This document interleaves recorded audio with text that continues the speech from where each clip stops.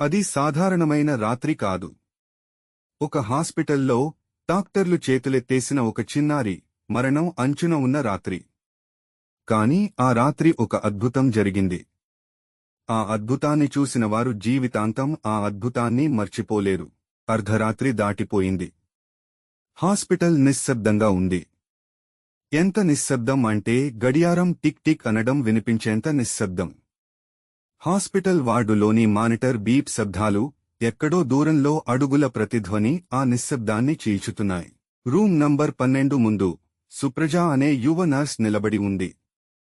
ఆమె కళ్ళు ఎర్రగా, చేతులు కంపిస్తూ ఉన్నాయి. ఆమె ఒక నర్స్ మాత్రమే కాదు, జీవితాలను కాపాడాలని కలలు కన్న అమ్మాయి. ఆ రోజు ఆమె నిర్ణయం తీసుకుంది, నేను నర్స్ అవుతాను. ఎవ్వరూ ఇలా చనిపోకుండా చూస్తాను. ఆమె కష్టపడి చదివింది. రాత్రింబవళ్లు పనిచేసింది. కాని ఈరోజు ఆమెకు 12 నంబర్ రూములో ఉన్న రాము అనే కుర్రాడి ప్రాణాలు కాపాడలేకపోతున్నానే అనే బాధ వలన ఆమెకు చేతులు ఖాళీగా ఉన్నట్టు అనిపిస్తున్నాయి. రూమ్ లోపల 6 సంవత్సరాల రాము తన ప్రాణాల కోసం పోరాడుతున్నాడు. చిన్న శరీరం చాలా బలహీనంగా ఉన్నది.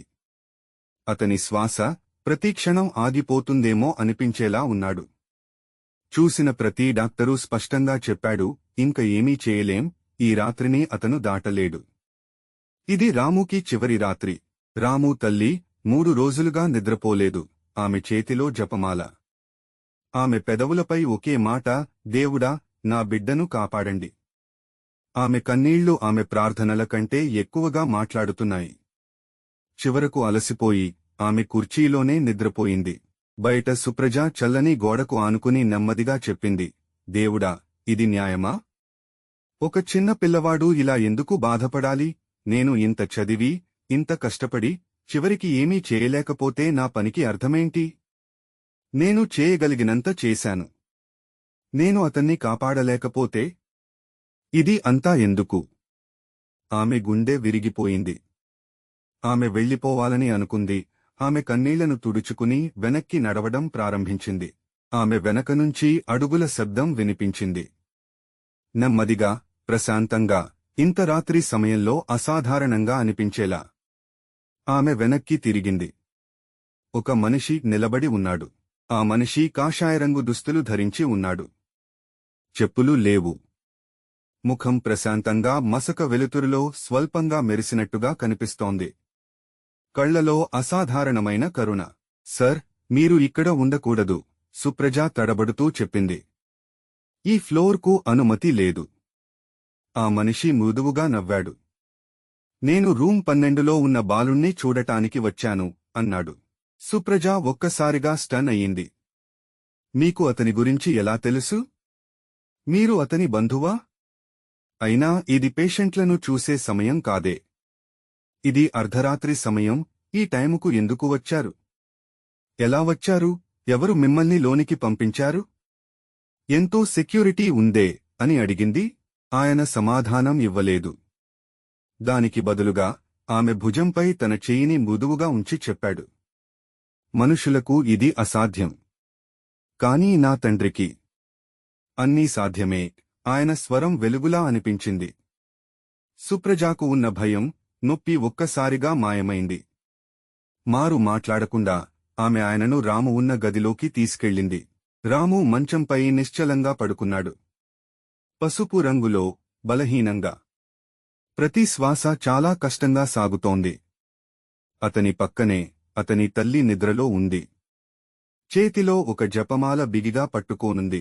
ఆ మనిషి నెమ్మదిగా ముందుకు వచ్చి బాలుడి దగ్గరకు వెళ్లి మృదువుగా చెప్పాడు, బాలుడా, నీ తల్లి ప్రార్థనలు నేను విన్నాను అంటూ రాము హృదయంపై చెయ్యి పెట్టి, ఇప్పుడు విశ్రాంతి తీసుకో, మళ్లీ జీవించు అని చెప్పాడు. యంత్రాలు ఆగిపోయాయి. ఒక క్షణం ప్రపంచం ఆగిపోయినట్టు అనిపించింది. అంతా నిశ్శబ్దం. భయంకరమైన ఆ నిశ్శబ్దం తర్వాత బీప్ బీప్ బీప్. ఇంకా బలంగా, వేగంగా. Beep beep beep. జీవితం తిరిగి వచ్చింది. రాము కళ్ళు నెమ్మదిగా తెరుచుకున్నాయి. చిన్న నవ్వు అతని ముఖంపై కనిపించింది. అమ్మా, అతను మెల్లగా అన్నాడు. ఆయన వచ్చారు. కాషాయ దుస్తులలో ఉన్న మనిషి. అతని తల్లి ఒక్కసారిగా మేల్కొని ఆశ్చర్యంతో కొడుకును చూసింది. తన కుమారుడు మంచంపై కళ్ళు తెరుచుకుని ఉన్నాడు, జీవించి. తల్లి ఆశ్చర్యంలో నుండి బయటపడలేదు. వేగంగా కొడుకును చేరుకుంది. ఏమిట్రా, ఏం చెబుతున్నావు? మనిషా? ఎవరా మనిషి? ఎవరూ ఇక్కడ లేరే. అదేనమ్మా. ఆయన కాషాయ వస్త్రాలు ధరించున్నాడు. మరి ఇప్పుడు ఇక్కడ లేడు. ఎక్కడికెళ్ళారో తెలియదు. సుప్రజాకు బాలుడు చెబుతున్న వ్యక్తిని చూసింది. ఆమె ఆయన్ని బాలుడు గదికి తీసుకువచ్చింది. ఆమెకు తెలుసున్న పరీక్షలు చేసింది. ఏ వ్యాధి లేదు. ఏ సమస్య లేదు. ఇది వైద్యం కాదు. ఇది అద్భుతం. ఆ వ్యాధి పూర్తిగా మాయమైంది. సుప్రజ వెంటనే ఆ మనిషిని అడగడానికి వెనక్కి తిరిగింది. కాని ఆయన కనిపించలేదు. తలుపు తెరుచుకున్న శబ్దం రాలేదు. ఎలాంటి ఆనవాళ్లు లేవు. కేవలం గోడపై ఒక మృదువైన బంగారు కాంతి మెరుస్తోంది. ఆ కాంతిలో నెమ్మదిగా సుప్రజ కళ్లకు మాత్రం కొన్ని పదాలు కనిపించాయి. నేనే సృష్టిని.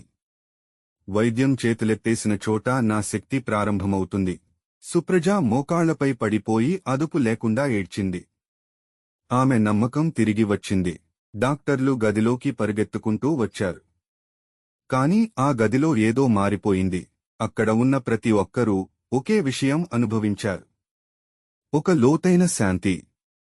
గాలిని నిశ్శబ్దం చేసినంతటి శాంతి. ఆ రాత్రి సుప్రజ తన డైరీలో ఇలా రాసింది: నేను ఒక అద్భుతాన్ని మాత్రమే చూడలేదు. దయ స్వయంగా మా తలుపు దాటి లోపలికి వచ్చినట్లు చూశాను, మరియు బహుశా మనందరికీ ఇదే గుర్తుకు రావాలి. ప్రపంచం ఆశ లేదు అని చెప్పినప్పుడు సృష్టి నెమ్మదిగా చెబుతుంది, నేను ఉన్నాను. ఈ వీడియో నచ్చితే లైక్ చేయండి, షేర్ చేయండి, సబ్స్క్రైబ్ చేయండి.